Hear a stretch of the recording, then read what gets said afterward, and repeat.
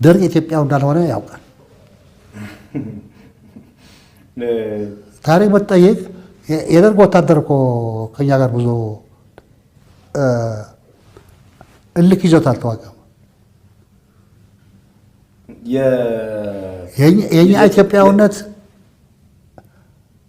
ይጎመጅ ነበር።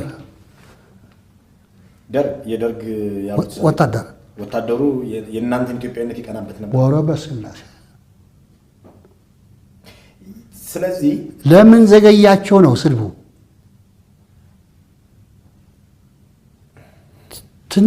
ትንሽ ውጊያ ስንጀምር እኛ መሆናችን ካወቀ ይዞ መጥቶ ስድብ ነው። የት እስካሁን የት አላቸው?